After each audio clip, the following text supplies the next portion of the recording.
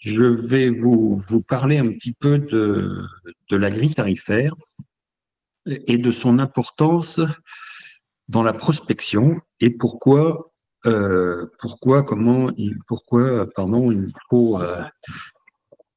faut y porter le plus d'attention possible, on va dire. Donc, déjà, qui sommes-nous? Qui je suis? Donc, moi, je fais partie d'une petite équipe qui s'appelle AOC Conseil. On est une dizaine de consultants répartis un peu partout en France. Notre boulot depuis presque bientôt 20 ans, c'est d'accompagner les entreprises du monde du vin dans leur développement. Bon, historiquement, ça tourne beaucoup autour du commerce, mais pas que. Donc moi maintenant, pourquoi moi sur cette problématique de grille tarifaire? Moi à la base je suis œnologue, mais surtout j'ai été acheteur pendant une vingtaine d'années. Une vingtaine d'années en grande distribution, dans le e-commerce, pour un réseau de cavistes, pour un grossiste, donc des tarifs, on va dire, j'en ai reçu. J'en ai reçu entre 4 et 500 par an pendant presque 20 ans. Et j'ai reçu aussi nombre de vignerons qui venaient m'exposer, on va dire, leur gamme et par les tarifs. Et pendant tout ce temps-là, j'ai vu beaucoup de petites boulettes qui freinent un petit peu le commerce. Voilà. Donc, le sommaire un petit peu de cette formation express, on va regarder pourquoi fixer des tarifs, bien évidemment, sur quelle base, les règles à connaître, et puis on va regarder comment les fixer au travers de bien comprendre comment cette construction tarifaire se fait, comment les différents intervenants interagissent entre eux, et puis on va regarder un ou deux cas pratiques, enfin surtout un qui est le plus courant rencontré. Voilà. Et puis après, je vous laisserai poser des questions. Alors, pour commencer, pourquoi fixer des tarifs? Pour un tas de raisons, vous allez me dire, faut bien que j'explique à mes clients combien coûte mon vin, mais pas uniquement. Les tarifs, ils vont tous interagir entre eux et l'articulation de ces tarifs entre eux, à savoir le tarif que je vais faire pour le caviste et le tarif que je vais faire pour le grossiste qui me prend lui à la palette, l'articulation de ces tarifs, elle est essentielle pour vraiment la pérennité de votre entreprise. Alors pour des tas de raisons, déjà pour bien vendre, parce que s'ils sont pas adaptés, on a un petit peu de mal à vendre, et aussi parce que les fixer définitivement, c'est ne pas trop s'en écarter. Et par les temps qui courent, on a vite fait de se retrouver à vendre du vin en dessous de son prix de revient. Et ça, si vous l'avez pas trop calculé dès le départ, c'est un petit peu délicat. Voilà. Une fois que vous avez défini votre prix de vente, le prix auquel le consommateur va finir par acheter votre vin, vous devez veiller à avoir une réelle cohérence entre les différents réseaux de distribution. Voilà. Alors, maintenant, pourquoi ça? La cohérence entre les différents réseaux de distribution, c'est vraiment la clé pour que chaque acteur puisse vendre sereinement vos produits et les vendre en confiance. Un acheteur professionnel, évidemment, il recherche un bon vin. Ça, il n'y a pas de problème. Évidemment, il recherche le bon vin au bon prix. Il n'y a pas de problème. Jusque-là, ils sont tous les mêmes. Je l'ai été pendant 20 ans. Mais un acheteur professionnel, ça cherche aussi à pouvoir faire son boulot de commerçant tranquillement. Et pour pouvoir faire son boulot de commerçant tranquillement, il doit être sûr que ce produit, il ne va pas se retrouver à n'importe quel prix chez un de ses concurrents. Voilà. Chaque famille de distributeurs, elle a un seuil de rentabilité qui est propre à son activité. Et pour construire vos tarifs, vous devez en tenir compte de ces seuils de rentabilité, de ce mode de fonctionnement, de ces marges. Et ces données, notamment la marge que fait un grossiste ou un caviste, c'est des données qui sont non discutables. On va en parler un petit peu plus tard. Alors, sur quelle base je fixe mes tarifs? Alors, plusieurs chemins sont possibles. Je pars de mon coût de revient. Ça, c'est le chemin le plus couramment rencontré. Je pars du marché. En ce moment, c'est pas toujours compatible. je choisis un prix de vente en fonction de mes objectifs. Ben, si j'ai décidé on va dire, de dégager tel ou tel bénéfice, eh ben, je choisis mon prix de vente. Alors ça, c'est de plus en plus sportif ou en fonction de mes besoins. Moi, j'ai besoin de temps pour arriver à l'équilibre, donc je fais mon petit calcul entre le prix de vente et mon volume. Mais ça, c'est dans un monde idéal parce qu'au final, dans la plupart des cas, c'est pas l'une ou l'autre solution. C'est souvent un arbitrage entre tout ça. Voilà. Ça, c'est pour fixer mon prix de vente final. Alors, les règles à connaître, ben, il y en a pas mal. Il y en a pas mal, et quand on les connaît et qu'on les applique, ça va tout de suite mieux que quand on avance un petit peu à l'aventure. Dites-vous que le consommateur, et le consommateur, il doit être au centre de votre réflexion, parce qu'à la fin, c'est lui qui boit et c'est lui qui paye surtout. Le consommateur, il peut acheter son vin dans des canaux différents. Il peut l'acheter à la propriété, jusqu'à présent, c'est plutôt courant. Il peut l'acheter sur votre site internet, qui est une sorte de prolongement de votre caveau. Il peut l'acheter chez un caviste. Il peut l'acheter sur un site de e-commerce qui n'est pas le vôtre. Il peut l'acheter en grande surface. Il peut l'acheter sur un salon, etc., etc. Et bien, ce consommateur, peu importe où il achète, il doit payer le vin au même prix partout. C'est une règle de base. Ça, vous ne pouvez pas y déroger. Parce que si votre consommateur, il paye le vin, alors il y a quelqu'un qui a un micro qui est ouvert et qu'on entend en retour, si cette personne pouvait le couper, ce serait pas mal. Donc, le consommateur qui trouverait le vin à des prix totalement différents chez son caviste ou à la propriété, ben, il ne serait pas content. Soit il est plus cher chez le caviste et là, il insulte son caviste et vous perdez le caviste comme client, soit il est plus cher à la propriété et là, pour le coup, vous passez pour un voleur, etc. C'est important d'avoir un prix qui est plus ou moins, hein, évidemment, on n'est pas au centime près, égal selon tous les canaux de distribution. Vous pouvez vous en apercevoir, vous, quand vous faites vos courses ailleurs, quand vous achetez un téléphone portable, une machine à laver ou une paire de baskets de marque, le prix est le même partout, sauf au moment des soldes. En temps normal, au centime près, c'est quasiment réglé. Ben, c'est un peu pareil pour le vin. Voilà, vous n'y échappez pas. Quand on fait du commerce, ben, les règles du commerce, il faut s'y adapter. Autre règle du commerce, autre règle à connaître, ben, le client professionnel, lui aussi, peut acheter son vin par plusieurs canaux différents. Donc, le restaurateur, il peut acheter son vin à la propriété, chez un grossiste, chez un caviste. Il faut savoir que il y a quand même pas mal de restaurateurs qui achètent leur vin chez les cavistes. Il y a à peu près 1 sur 5 qui en achète tout ou une partie. C'est souvent plutôt une partie que tout, mais bon, ça arrive assez régulièrement. Il peut acheter son vin chez un importateur, etc., etc. Et bien, ce professionnel, ce client professionnel, ce restaurant, donc le caviste, pareil, il peut acheter son vin à la propriété, chez un grossiste, chez un importateur, par sa centrale d'achat, etc., etc., etc. Et bien, ces clients professionnels, c'est pareil. Le restaurateur, il doit acheter son vin au même prix chez vous, chez son grossiste ou chez son caviste. Sinon, il va entrer en conflit avec celui qui est le plus cher, et celui qui est le plus cher, il va se retourner vers vous et il va vous dire, maintenant, il y a quelque chose qui ne va pas.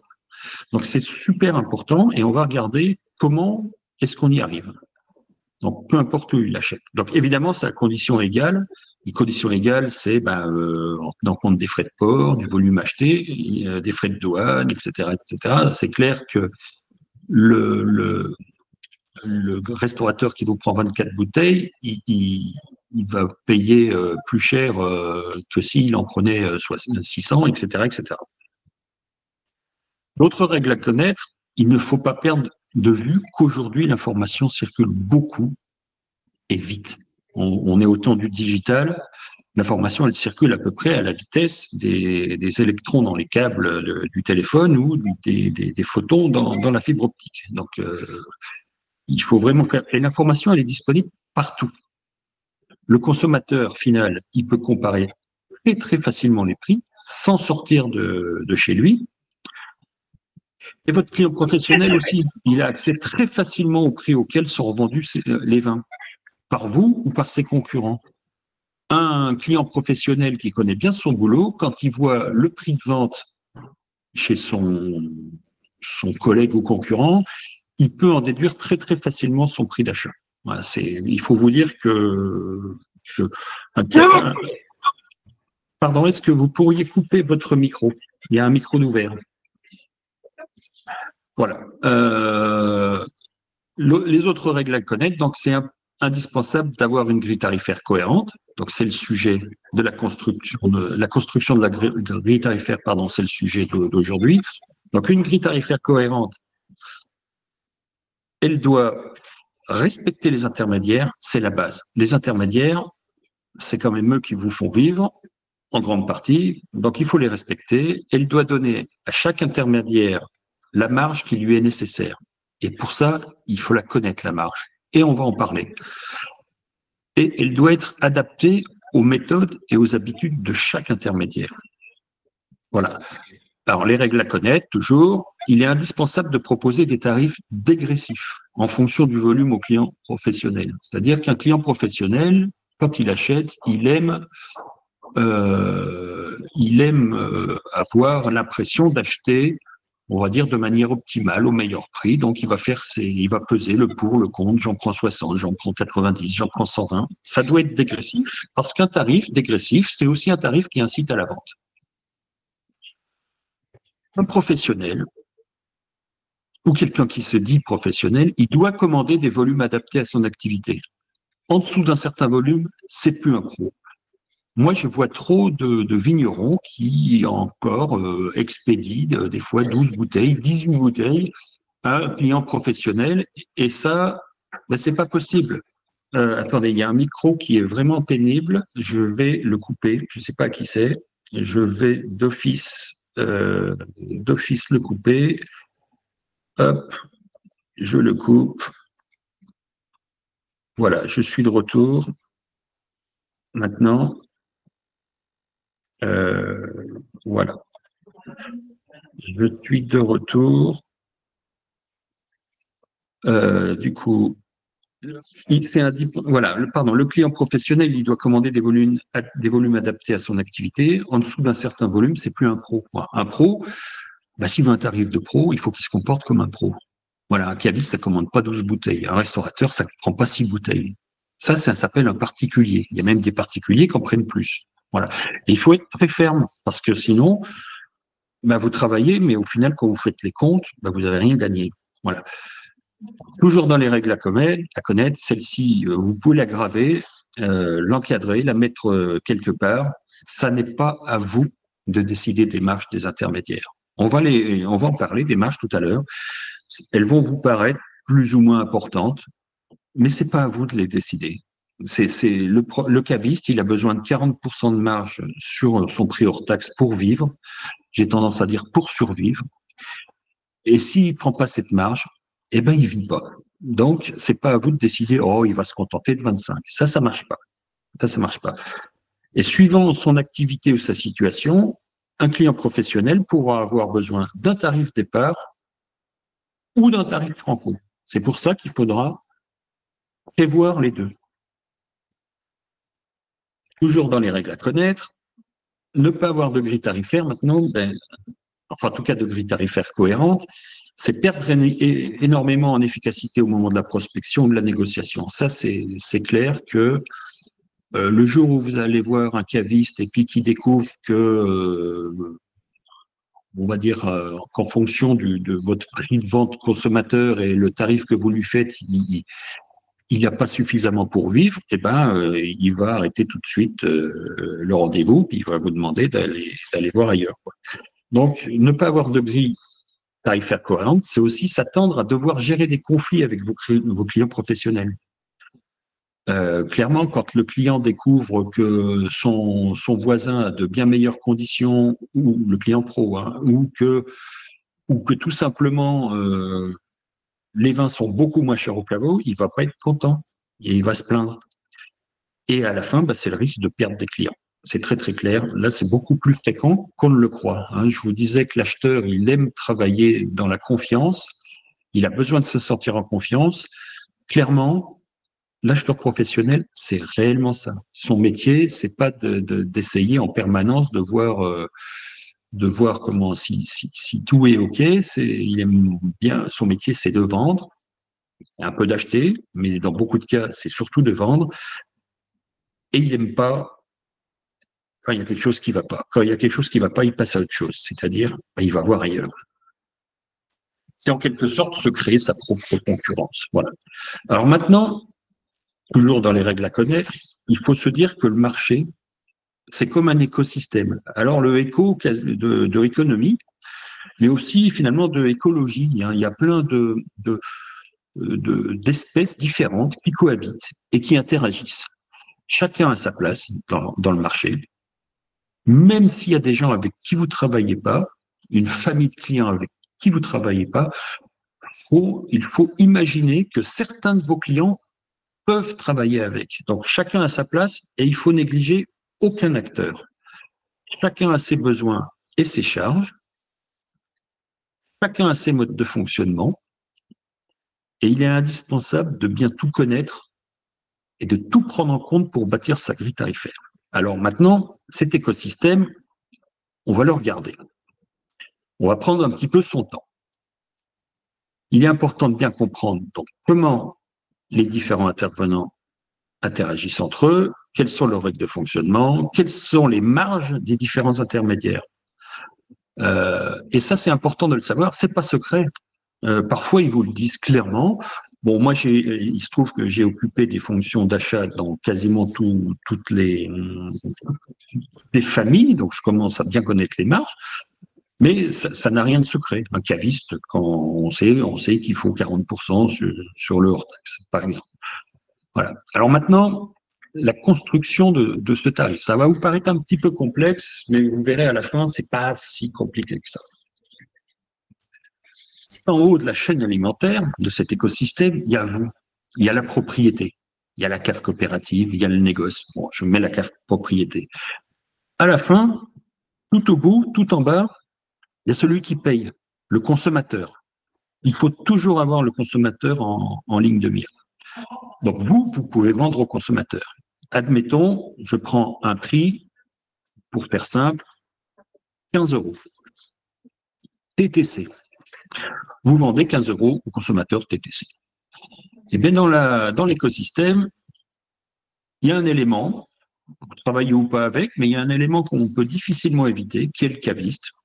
Un caviste, en France, il y en a 6400, donc ça commence à faire, hein, ça fait une soixantaine par département, il noyaute bien le territoire.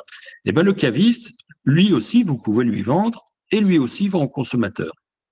Et quand il vend au consommateur, je vous l'ai dit tout à l'heure, il a besoin de faire une marge de 40% sur le hors-taxe. Donc, pour faire une marge de 40% sur le hors-taxe, il faut qu'il achète à 7,50 € hors taxe franco. Il faut que son coût de revient soit de 7,50 €. Donc, en gros, c'est pas compliqué pour savoir à quel prix vous devez vendre un caviste, vous divisez plus ou moins par deux. Donc là, c'est simple. Un propriétaire, un consommateur. Le consommateur, s'il vous achète à vous, il achète à 15. S'il achète au caviste, il achète à 15. Et pour que le caviste puisse vivre en vendant à 15 au consommateur, il doit acheter 7,50 €. Dans l'écosystème, il y a un autre qui est le restaurant. Et le restaurant, figurez-vous, vous pouvez lui vendre directement, ça vous êtes bien au courant. Le caviste peut lui vendre, je vous l'ai dit tout à l'heure, il y a à peu près un restaurant sur 5 qui achète plus ou moins régulièrement à des cavistes, donc il faut en tenir compte. Même si vous ne vendez pas au restaurant, il faut se dire qu'à un moment, le restaurant peut vendre à un caviste et puis que vous, si jamais par hasard, finalement, vous finissez par vendre au restaurant, il faut que tout ça, ça reste cohérent. Quand le caviste il vend à un restaurant, il aime bien faire une marge environ, hein, c'est pas une science exacte, chacun fait ce qu'il veut chez lui, mais c'est souvent dans ces eaux-là de 15 à 20%. 15 à 20%, ça veut dire que le restaurant, il va acheter au caviste 9 à 9,50 € hors taxe franco. Ce qui veut dire que vous devez vendre aussi au restaurant à 9 ou 9,50 € franco. Sinon, vous pourrez avoir un moment ou un autre des problèmes avec votre caviste. Voilà. Le restaurant, lui, il vend au consommateur. Bon, là, pour le coup, il fait une autre marge. Il vend ce qu'il achète 9, 9,50, il va le revendre entre 30 et 40 € TTC sur table. Mais bon, ça, c'est sa petite sauce à lui. Ça le regarde. Voilà. Autre acteur important de l'écosystème, c'est toute une famille d'acteurs en vérité. Je les ai mis un peu tous dans la même case. Il y a le grossiste, dont le métier est d'alimenter le restaurant, parfois d'alimenter certains cavistes. Il y a les importateurs, mais c'est pour avoir une famille. Oui. On voit pas votre écran, il défile pas. Vous parlez, on est figé sur la même page. C'est laquelle? C'est la page, moi je suis à règle à connaître et je vois pas à chaque fois quand vous. Enfin, je vois pas vos pages défiler. C'est normal? Vous êtes tout le monde comme ça? Ouais. Ah ben, merde, pardon, excusez-moi. Alors que ça défilait avant, c'est ça? Ça s'est arrêté très vite, et en plus l'écran est petit, on voit rien. Est-ce que l'écran occupe tout l'espace, s'il vous plaît? Non. Ah, c'est ça que je vous demandais tout à l'heure. Ok, alors comment on va faire? Je recommence partager. Je recommence partager tout l'écran. Off, partager. Et là, vous voyez tout l'écran. Et si je fais comme ça, est-ce que vous voyez bien tout l'écran? Je vous entends plus. Allô? Pour l'instant, je vois un écran blanc pour moi. Ah non, mais c'est bon. Alors, vous voyez, mais il occupe toute la place. Ouais. Ah, par contre, c'est curieux. Voilà, ok. Bon. Là, vous êtes en double écran. Ah non, c'est bon. Là, ça va mieux. Voilà. Et là, vous voyez bien tout l'écran. Moi. Oui. Voilà, ça défile. Alors, je vais reprendre. Voilà. Bon, c'est pas grave, j'avance. Idéalement, c'est que vous repreniez à partir du 15 € d'un prix de base de 15 €. J'y vais en courant. Merci. J'y vais en courant, il n'y a pas de souci. Voilà, j'y suis, on y arrive. Donc, le consommateur, il achète 15 € à la propriété. Jusque-là, vous me suivez, c'est pas trop compliqué. Dans l'écosystème, donc il y a le caviste à qui vous pouvez vendre et qui lui revend au consommateur. C'est son métier. Le caviste, il fait une marge de 40% sur le hors taxe, c'est-à-dire que 15 €, ça fait plus ou moins 12,50 € hors taxe, et sur ces 12,50 €, il y en a 5 qui vont au caviste, qui représentent 40%, et 7,50 € qui est son prix d'achat. Donc, quand un caviste fait 40% de marge et qui vend 15 € TTC, ça veut dire qu'il doit acheter 7,50 € hors taxe franco. Ça, vous n'y pouvez rien, c'est ce qu'il lui faut pour vivre. S'il a passé 40% de vivre, irrémédiablement, à un moment, il va mettre la clé sous la porte. Il va pouvoir accepter de faire des marges moindres de temps en temps, mais pas tout le temps. Autre élément dans l'écosystème, le restaurant, donc qui peut acheter au caviste. Quand le caviste il vend au restaurant, en général, il vend avec une marge de 15 à 20%, ce qui fait qu'il vend au restaurant entre 9 et 9,50 €. Voilà. Donc, ce qui veut dire que vous, quand vous vendez au restaurant, c'est clair, vous devez vendre au même prix que le caviste vend au restaurant, c'est-à-dire 9 à 9,50 €. Si vous ne le faites pas, à un moment, il y a un caviste qui va s'en apercevoir et qui va vous dire, vous êtes gentil, mais moi, j'arrête de travailler avec vous. Le restaurant, lui, il vend aux consommateurs sur table avec des marges qui sont les siennes, c'est pareil, ça ne se discute pas. Même si on peut trouver que les restaurants margent trop, et c'est souvent à cause de ça qu'ils ne vendent pas assez de vin, mais bon, vous n'allez pas pouvoir changer les 60 ou 70 000 restaurants de France. Autre élément important, donc on en était ici, le grossiste, qui peut alimenter le caviste, mais dont le métier principal est d'alimenter le restaurant. La centrale d'achat du caviste, par exemple, hein, puisqu'il y a à peu près 2500 cavistes qui dépendent d'une centrale d'achat en France, il y a à peu près 60 chaînes de cavistes qui vont entre 4 et 500 magasins, plus ou moins. Ça peut être votre importateur, ça peut être simplement un négociant local. Donc vous vendez à ces gens-là. C'est même souhaitable, c'est quand même plus pratique quand les gens vous achètent par palette que quand ils vous achètent par 36 bouteilles. Le grossiste, mettons, ou la centrale d'achat va vendre aux cavistes, et quand ces gens vendent aux cavistes, en général, ils font une marge de 20% à peu près. 20%, parfois 25, ça dépend un petit peu de la famille de prix, la famille de produits, mais on va rester sur 5, sur 25, sur 20, pardon, pour simplifier le calcul. Et pour pouvoir vendre 7,50 € à un caviste, eh ben, en gros, il faut qu'ils achètent 6 €. Voilà. Donc, pour vendre, quand vous vendez un grossiste, vous vendez 6 €, il vend 7,50 € au caviste. Le caviste peut revendre 9 ou 9,50 € au restaurant.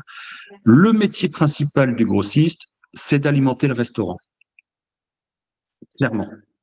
Un grossiste comme France Boisson, comme C10, comme les grossistes Distriboisson, comme West Distribution, comme AB10, comme enfin tous ces gens-là. Leur boulot, c'est d'alimenter les restaurants. Ça représente à peu près 90 à 80, enfin plutôt 95% de leur chiffre. Et quand ils vendent à un restaurant, ils font 30 à 35% de marge. Et bien, figurez-vous, quand tout le monde est au bon prix, ben, tout le monde est content. Et là, ça colle. Et si le caviste vend au restaurant et qui fait ses 15% de marge, tout va bien. Là, ça colle. Alors, vous avez d'autres acteurs. Vous avez le e-commerce. Et le e-commerce, bah, c'est délicat. C'est délicat parce que c'est un bien grand mot qui regroupe beaucoup de réalités différentes. Le e-commerce, c'est aussi bien un, un caviste ou un site qui est à peine plus gros qu'un caviste et une énorme structure comme vente privée ou Cdiscount, ou Millésima, Wine Co, etc. Donc le e-commerce, c'est des réalités vraiment différentes les unes des autres. Donc vous pouvez vendre au e-commerce, les grossistes peuvent vendre au e-commerce, c'est très très fréquent, ou les négoces peuvent vendre au e-commerce, ce qui fait que le e-commerce, finalement, le tarif que vous allez faire à votre interlocuteur de e-commerce, il va être extrêmement variable, il va dépendre en quelque sorte de son profil. Si ça ressemble plus à un caviste, eh ben vous lui faites un tarif caviste. Et si ça ressemble plus à un grossiste, vous lui faites un tarif grossiste. Voilà, faut pas trop se creuser la tête. C'est en fonction du volume qu'il va vous acheter, quoi. Donc ces gens-là vont vendre aux consommateurs en faisant des marges finalement variables suivant leur métier, leur position dans la grille, dans cet écosystème, avec des marges de 40 à 55%. Voilà. Jusqu'à présent, tout va bien. Il y a un autre acteur qui vient d'apparaître sur la droite, qui est la grande distribution, les grandes et moyennes surfaces. Et c'est là où ça se gâte. C'est là où ça se complique même sérieusement. Vous pouvez vendre en grande distribution. La grande distribution revend aux consommateurs. Admettons que la grande distribution vende aux consommateurs 15 € TTC.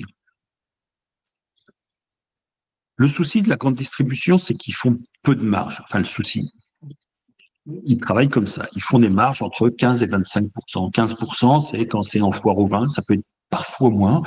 25%, c'est en fond de rayon. Pour vendre à 15 € TTC en respectant ces marges, il faudrait qu'on leur vende à eux entre 9,50 € et 10,50 €. Mais ça ne va pas. Parce que c'est des acheteurs nés, ces gens-là. J'y suis passé. Leur ADN, c'est d'acheter le moins cher possible. Vous n'allez pas aller voir un supermarché en lui disant « je vous vends mon vin 10,50 € » alors qu'il sait très bien que le caviste d'à côté, il doit l'acheter 7,50 € ou 8 €. Donc, vous allez finir par vous mettre d'accord avec lui en lui disant « ok, cher ami patron de supermarché, je te vends au prix du caviste, mais engage-toi à respecter un prix de vente de 15 euros TTC. Ça marche, mais pas longtemps. Ça finit toujours par partir en cacahuète, c'est-à-dire qu'à un moment, il y a un nouveau venu, un nouveau chef de rayon qui va se dire « Oh là là, mais ce vin est trop cher par rapport au prix d'achat » et qui va baisser le prix. Donc dites-vous qu'à produit égal, la grande distribution sera difficilement compatible avec les autres réseaux. Ça ne veut pas dire que c'est totalement incompatible, mais qu'il va falloir ruser. Il va falloir très certainement aller sur d'autres étiquettes. Voilà. Alors là, ça devient un petit peu complexe, mais après, vous allez pouvoir recevoir le support. Je l'ai résumé. Je l'ai résumé ici. Quand vous êtes en consommation dite à domicile, c'est-à-dire que le consommateur l'a acheté chez vous, le consommateur l'a acheté chez le caviste, le caviste lui-même a pu l'acheter soit directement, soit chez vous. À un moment, voilà, ça se répartit à peu près comme ça. C'est pas très compliqué. Ça part de la propriété. Ça arrive à 5,90 €, 6 € chez le grossiste. Ça arrive à 7,50 € chez le caviste et ça arrive à 12 € chez le consommateur. Jusqu'à présent, c'est pas très compliqué. La grande distribution, il y a deux cas de figure. Vous avez celui qui respectera votre prix public conseillé et là, tout ira bien. Et le cas malheureusement le plus fréquent, il y a celui qui sera habitué à travailler avec ses marges et qui respectera pas le prix public conseillé et qui va vous mettre en difficulté avec tous vos autres clients du secteur dit traditionnel. Donc pour cela, soit on ne travaille pas avec eux, soit on travaille avec une autre étiquette, d'autres cuvées, un autre nom de château quand on a la possibilité. Tout le monde ne l'a pas. Voilà. Pour la consommation dite hors domicile, c'est-à-dire au restaurant, plus ou moins, là c'est pareil.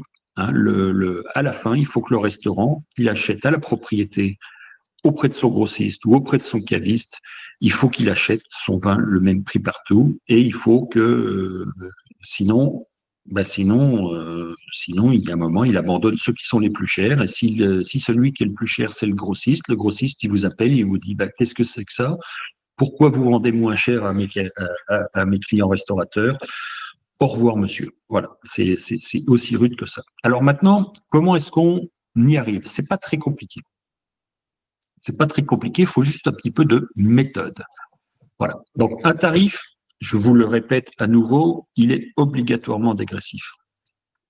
Un tarif, c'est pas juste un prix ou c'est pas juste une liste de prix.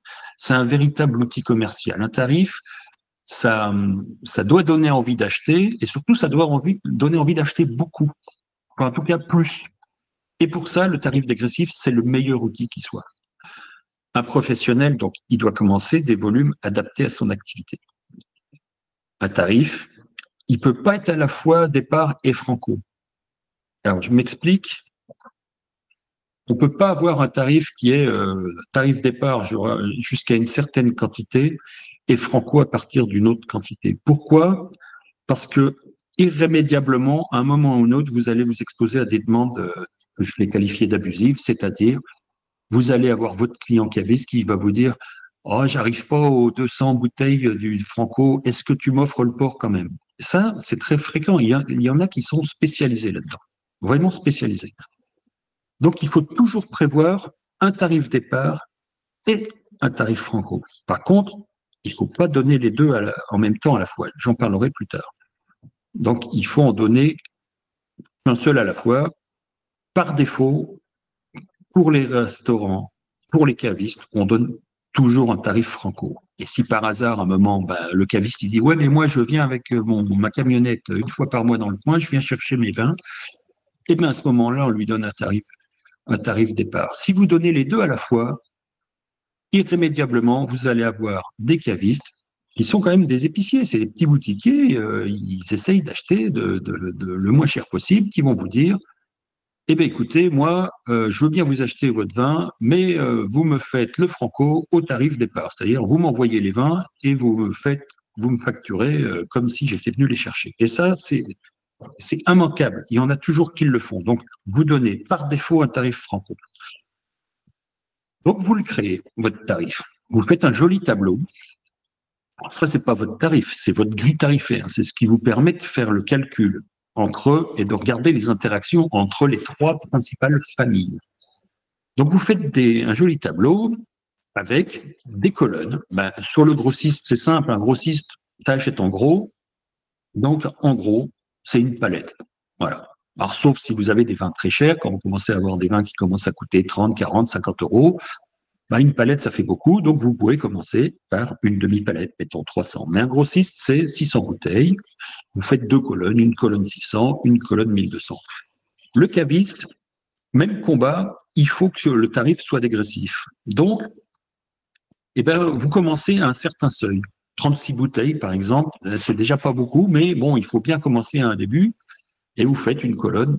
Ça, c'est mes chiffres à moi, mais ils sont même pas constants. Ça dépend beaucoup aussi du type de vin que vous vendez, mais on va dire que c'est un cas assez courant. 36 à 54, c'est pour pas arriver à 59 et que les gens, par mégarde, commandent 59 bouteilles, hein, pour que ce soit des cartons entiers, des multiples de 6. 60 à 84, 90 à 114, 120 et plus, et même chose pour le restaurant. Donc, vous faites votre joli tableau, comme ça, sur Excel. Vous créez une première ligne par produit, tarif départ, une seconde ligne quelque part avec les frais de port, on va y venir, et une seconde ligne tarif franco. La première chose à faire avant de commencer, vous devez aller collecter les tarifs de vos transporteurs. C'est impératif, parce que le transport, c'est un peu au cœur du débat du tarif franco quand même. Hein. Pour calculer le coût du transport, ben, il va falloir faire une sorte de cote mal taillée, un petit truc un peu vite fait, c'est essayer d'établir un prix moyen qui tient compte de vos principales zones de livraison. Vous n'allez pas faire un tarif par département. Ça, vous n'allez jamais vous en sortir. Et puis au final, les écarts, ils se lissent. Hein. Vous prenez la grande ville du département où vous allez le plus, etc. Vous faites la moyenne sur le... Et vous allez y arriver, c'est pas très, très compliqué. Et vous arrivez à quelque chose comme ça. Ça peut ressembler à ça. Ça peut être plus cher si vous êtes un petit peu isolé. Si vous êtes producteur en Corse, ça va être un petit peu compliqué enfin, ça va être cher partout en France, mais voilà, si vous êtes à peu près central, tout va bien. Si vous êtes totalement décentré par rapport aux zones de consommation, ce sera un peu plus cher, mais c'est souvent de cet ordre de prix. Hein. Franchement, on n'est pas très très loin. Dites-vous qu'un seul transporteur suffira peut-être pas. Enfin, même, on va dire, un seul transporteur ne suffira pas. Parce qu'il y en a qui sont bons dans les petits volumes, hein, dans la messagerie. Il y en a qui sont bons à la palette. Il y en a qui sont bons sur toute la province. Et puis, il y en a qui sont bons à Paris. Mais en fonction de vos destinations et de vos volumes, il ne faut pas hésiter à en interroger plusieurs. Quand je vous dis qu'il ne fallait pas avoir un tarif par département, j'exagère un petit peu. Vous pouvez très bien imaginer un tarif pour votre département ou les voisins et un second pour le reste de la France. C'est bien de le prévoir parce que déjà, c'est souvent en termes de transport beaucoup moins cher, votre département ou les départements limitrophes. C'est bien de le prévoir parce que ça évite aussi de se sentir obligé de livrer et de livrer gratuitement. Sachez que quand vous livrez gratuitement, ça vous coûte toujours plus cher que quand vous expédiez par un transporteur parce que pendant ce temps-là, vous faites rien d'autre. Donc, prévoyez toujours un tarif peut-être spécifique pour les environs et faites confiance au transporteur. Voilà, faites confiance. Voilà, ça c'est la première étape. Deuxième étape, vous commencez par compléter le tarif départ. C'est pas bien compliqué. Et surtout, vous commencez par compléter par la colonne qui correspond en quelque sorte à une sorte de commande idéale de chaque famille de clients. Exemple, pour le caviste, moi, d'expérience, je sais qu'une commande de caviste, ça ressemble souvent à, enfin, en tout cas, celle que j'aime recevoir, c'est celle qui est entre, on va dire, 90 et 114. Donc, quand je vous dis qu'il faut un tarif dégressif, en vérité, il n'est pas seulement dégressif. Il est dégressif dans un sens et progressif, en quelque sorte, dans l'autre. Donc, je commence par remplir ma colonne, mettons, 90 à 114, 6,95, mettons. Pour ceux qui commandent plus, je suis dégressif, et pour ceux qui commandent moins, eh ben, j'applique une majoration. Tac, tac. Et même chose pour le restaurant, etc., etc. Même chose pour le grossiste. Et l'étape d'après, ben, elle se fait toute seule. Le tarif franco, il correspond finalement au prix du départ auquel on ajoute le prix du transport. Voilà, paf, ça sort tout seul. Et l'intérêt de la chose, c'est que vous avez fait un tarif départ dégressif. Figurez-vous que les frais de port, ben, ils sont également dégressifs. Le transporteur, c'est aussi un commerçant, hein, et il sait ce qu'il fait. Et bien, quand le côté dégressif de votre tarif départ s'ajoute au côté dégressif des frais de port, ça vient renforcer la dégressivité. Ça vient renforcer les écarts entre les colonnes. Et en faisant comme ça, par exemple, je reprends mon tarif caviste qui est au milieu, bah finalement, quand un caviste il a ce tarif-là, je vous promets, jamais il passe colonne dans la colonne 36, il passe commande, pardon, dans la colonne 36 à 54, 8,10 €, alors que s'il fait un tout petit effort, ben, il a déjà gagné 35 centimes en allant dans la colonne suivante et il en gagne encore 25 en allant dans la colonne suivante. C'est très, très efficace. Un tarif bien construit, il va aller quasiment diriger la commande de votre client. Alors, il est clair que le nombre de bouteilles indiquées, c'est pas par référence, hein. On est clair, hein, c'est pour le total de la commande. Et c'est là tout l'intérêt, parce que le client, au moment de passer commande, ben, il va tout faire pour atteindre un certain seuil. Il va se sentir obligé soit de commander plus, carrément, soit de rajouter une ou deux références qu'il n'aurait pas commandées habituellement pour atteindre ce seuil. Mais c'est ce que vous faites, vous, quand vous commandez quelque part sur un site Internet et que vous voyez frais de port offerts à partir de X euros, eh bien vous retournez sur le site et vous allez chercher quelque chose dont vous n'avez pas forcément besoin et vous le faites. Et bien ça, c'est le même principe.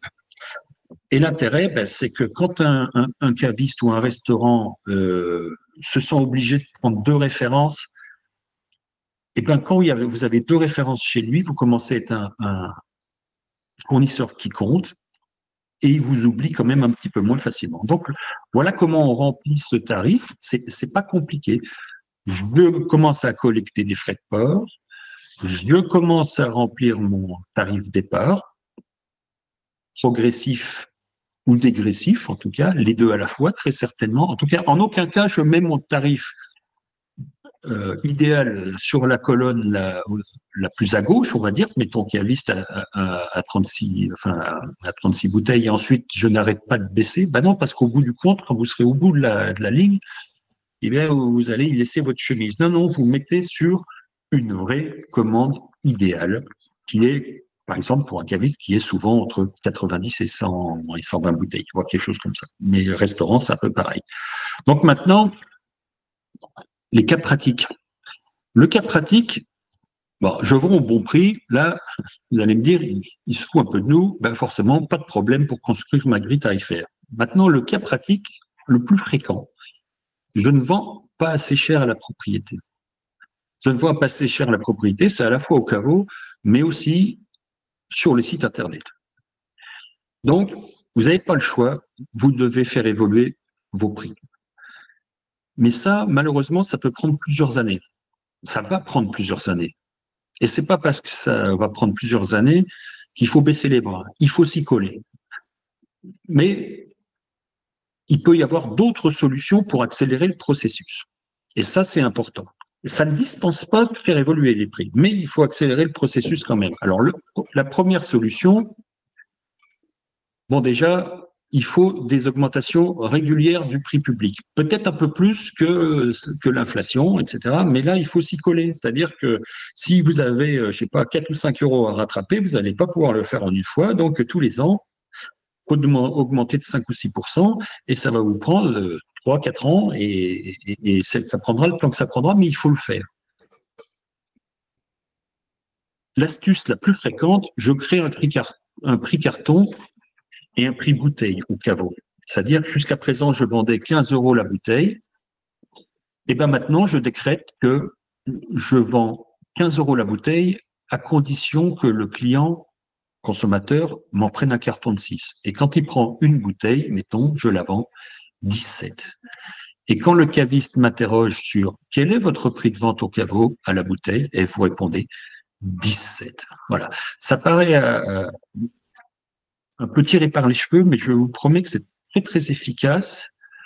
À deux ou trois niveaux, c'est très efficace parce que le caviste il est content, c'est comme ça, et aussi parce que ça pousse vos clients au caveau ou sur les salons à ne plus commander, à ne plus acheter un demi-carton ou ce genre de choses. Ils prennent du carton complet. Il y a même des enseignes de cave qui fonctionnent beaucoup comme ça, une enseigne comme Intercave, et là, ce prix bouteille, ce prix carton, et il y a 90% à peu près des ventes de vin. Je ne parle pas des alcools ni des champagnes. Il y a 90% des ventes de vin qui se font au carton. Voilà. L'autre solution, vous créez des cuvées ou des étiquettes que vous réservez aux professionnels. Quand il y a vraiment de trop gros écarts de prix, c'est la seule solution. Voilà. Ou vous pouvez décider que les cuvées qui vous posent problème ne sont pas vendues en haut pro. C'est souvent les cuvées les moins chères. Exemple, vous êtes vigneron en Alsace, sur la route des vins, vous voyez défiler pas mal de gens, vous vendez quand même vraiment beaucoup au caveau. Il se trouve que vous avez votre Sylvaner à 4,95. Ça existe, on me l'a dit plusieurs fois, je l'ai vu. Et celui-là, si vous commencez à le vendre au pro, 4,95, ça veut dire qu'il faudrait le vendre 2,50 € au caviste et puis 2 € au grossiste, donc c'est juste pas possible. C'est juste pas possible. Vous allez y laisser votre chemise, et cette cuvée-là, vous décidez, je la vends pas au professionnel. Voilà, c'est comme ça, au bout d'un moment, il faut faire des choix. Il faut faire des choix. D'où l'intérêt de créer une cuvée ou une étiquette réservée aux pros. L'autre solution, vous faites apparaître de nouvelles cuvées, voilà, directement au bon prix. C'est-à-dire que vous avez une gamme avec peut-être trois vins et des vins qui sont pas forcément au bon prix. Vous faites apparaître une quatrième cuvée avec un vin où vous pouvez faire le prix, vous avez un prix qui permet de faire travailler tous les intermédiaires correctement.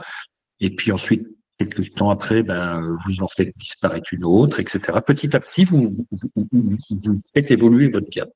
Voilà. Il n'y a pas 50 solutions pour faire évoluer ces prix, mais la première, les augmentations régulières, on n'y échappera pas si vous êtes vraiment très, très décalé, quoi.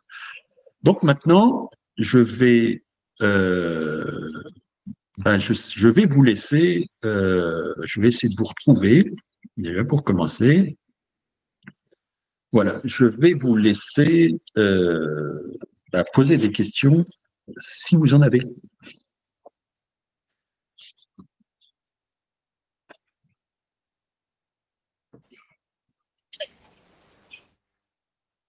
Je ne vous entends pas. Oui, je voudrais vous poser une question, parce que vous nous avez montré la grille tarifaire entre, on part d'un 15 € TTC au caveau, on fait à peu près un moins 50%, on divise par 2 pour avoir un hors-taxe au niveau du caviste, et après, au niveau de l'export, ou du grossiste, on va dire, ce qui est prix palette, ça fait un pourcentage de combien de remise? Parce que on ne le voit pas écrit. En gros, dites-vous que le grossiste ou l'export, alors c'est pas une remise, c'est chacun son tarif et puis c'est comme ça. En gros, pour le caviste, vous divisez par 2 et dites-vous que quand l'export vend en gros, je sors ma calculette, donc en gros j'ai dit c'est vous divisez par 2,5, on va dire grossièrement. Voilà. Je divise mon TTC par 2,5. Ouais, mais c'est pas forcément le calcul est le bon, mais honnêtement, apprenez à bien vous souvenir de la marge que fait chaque intermédiaire et vous y arriverez. Oui, divisé par 2,5 et vous avez. Les cavistes, ils font pas 2, les cavistes font entre 1,80 et 2. Donc, du coup, si on fait ça, les cavistes qui font 1,80 sont fatalement moins chers que nous au caveau. Alors, les cavistes, alors, je me suis occupé d'un réseau d'une centaine de cavistes. Donc, les cavistes, ils font entre 1,80 et 2.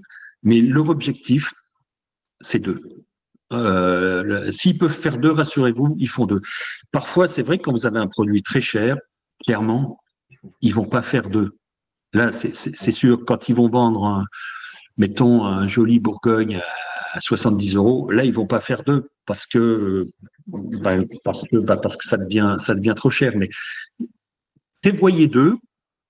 Oui, mais il y a le risque. Moi, j'ai des clients, en faisant même ça, qui font 1,80 et qui, en prix caviste, sont moins chers que mes 15 € moi, prix caveau. C'est pas dramatique. Si. Oh non, oui, non. Un client qui va chez un caviste et qui voit mes vins moins chers chez le caviste que chez moi, c'est quand même embêtant. Il les achète chez le caviste. Vous, l'important, c'est que le client achète quelque chose au bout. Mais honnêtement, je pense qu'on est de l'ordre non pas du détail, mais parce que tous les détails ont leur importance, mais ça arrive pas si souvent que ça. Le caviste, en moyenne, en gros, sur son magasin, il faut qu'il vive avec 37% de marge. S'il n'a pas ces 37% de marge, il met la clé sous la porte assez rapidement. Sachant qu'il y a des tas de produits sur lesquels il n'arrivera jamais à faire cette marge, en particulier les alcools, les grandes marques de champagne, il se rattrape sur le vin et en moyenne, le caviste, il est content quand il fait ses 40% de marge, en tenant compte par rapport à son prix de revient, c'est-à-dire prix d'achat plus le transport. Voilà. Puisque dans les 7,50, vous avez dit que c'était un prix franco, donc il n'a pas de transport. Oui, mais le franco, il est compris dans le transport. Enfin, pardon, c'est son prix de revient. Voilà, je parle de son prix de revient, c'est à savoir son prix d'achat plus le transport. Et quand le transport est compris dans son prix d'achat, ben voilà, c'est son prix de revient. Ok. D'autres questions? Oui, moi j'ai une question parce que là vous disiez, voilà, là je reviens sur la bouteille à 15 €, vous divisez par 2, ça fait 7,50 € franco. Moi je suis dans une région où le transport est quand même assez cher. Si je fais 40% de remise franco, mais en fait ça fait trop quoi, ça fait trop.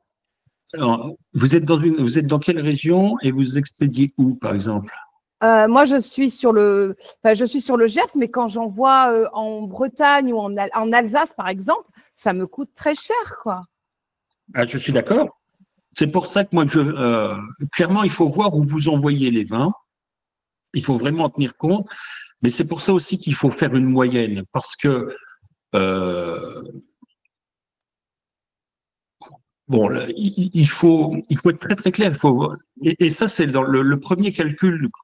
Quand vous calculez vos frais de port, il faut vraiment regarder où vont vos vins et essayer de vraiment faire la moyenne. Et vous verrez que, évidemment, là, c'est vrai que dans le Gers, vous êtes un petit peu excentré, mais bon, on va pas refaire la géographie.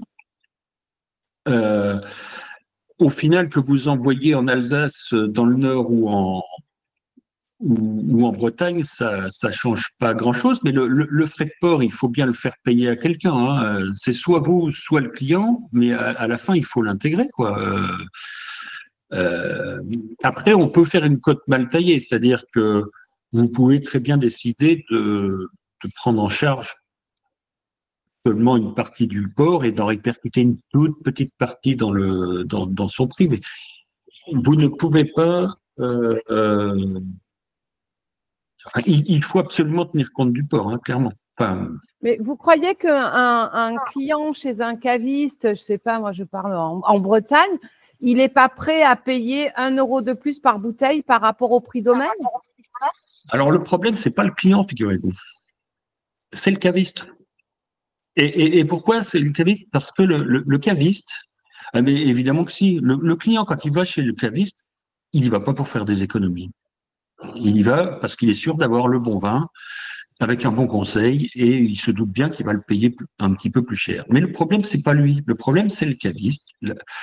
Quand il a votre tarif en main, la première chose qu'il fait, c'est qu'il va aller vérifier à quel prix le vin est vendu ailleurs.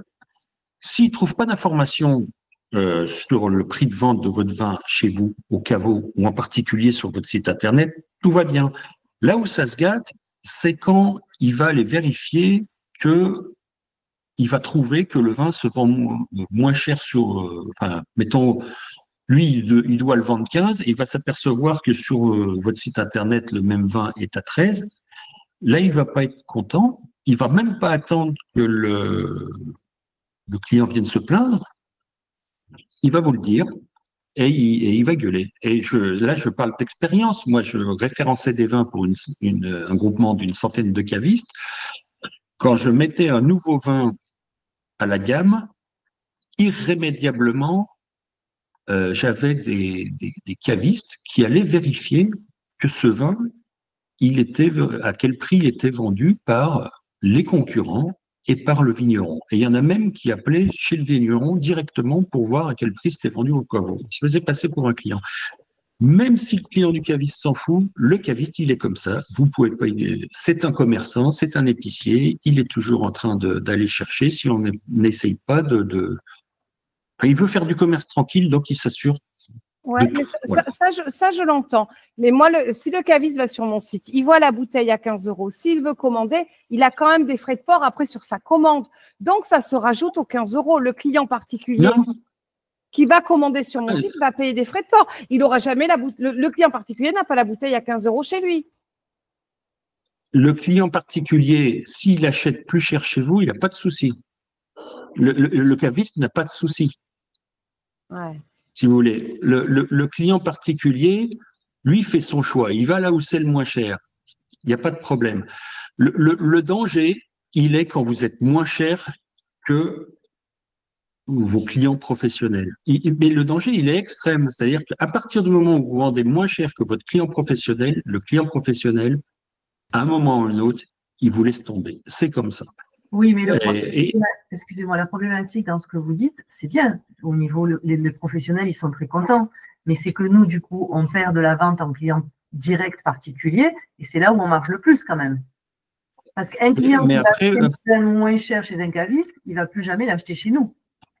J'entends bien, mais après, il faut savoir ce qu'on veut. C'est ça, c'est un choix à faire. Est-ce que les clients particuliers suffisent à me faire vivre, ou est-ce que je suis obligé, pour pouvoir finir de vendre le reste de ma récolte, de passer par des clients professionnels?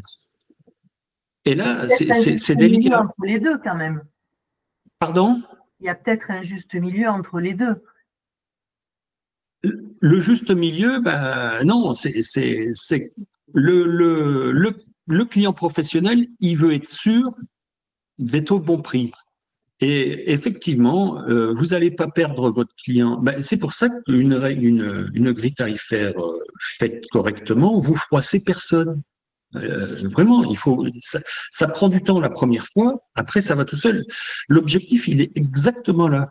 Il est de ne pas froisser le client particulier, celui qui vient chez vous, il doit continuer à venir chez vous, et le caviste, celui qui va chez le caviste, il doit continuer à aller chez le caviste. Il peut y avoir des écarts de prix, ça, il n'y a pas un souci, mais ils doivent rester raisonnables.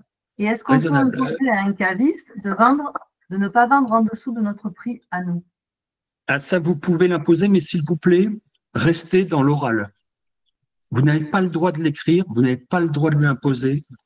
Il y a eu encore une affaire un peu retentissante dans les derniers mois où un domaine de Gascogne a été condamné parce qu'il imposait des prix de vente à ses cavistes. Ça, on n'a plus le droit d'imposer des prix de vente, mais depuis des décennies.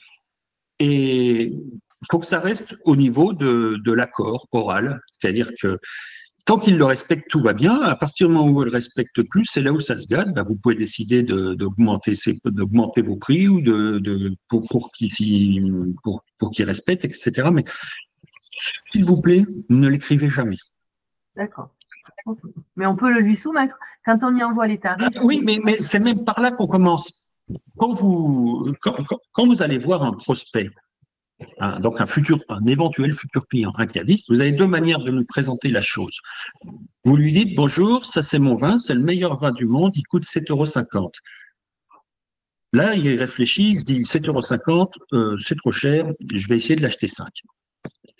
C'est naturel, c'est son ADN, il est comme ça. Maintenant, l'autre manière de lui présenter, bonjour, monsieur le caviste, c'est le meilleur vin du monde, c'est un vin qui se vend 15 € en prix public, TTC.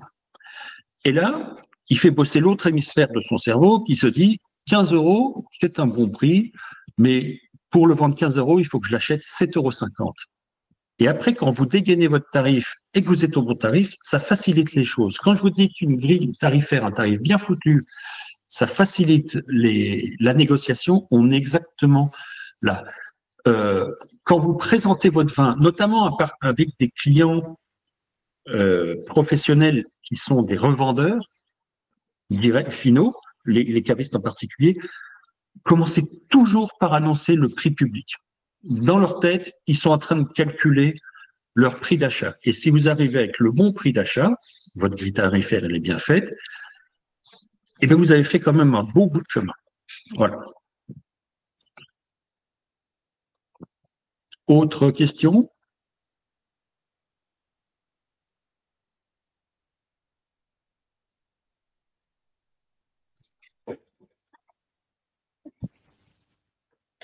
Oui, c'est bon?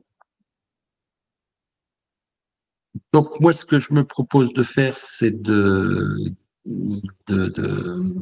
d'arrêter ici. Vous allez recevoir, comme vous êtes inscrit, un lien pour éventuellement revisionner, et puis le support.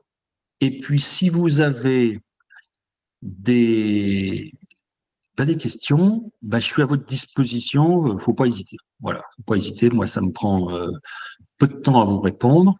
Et puis voilà. Et puis, merci de votre attention.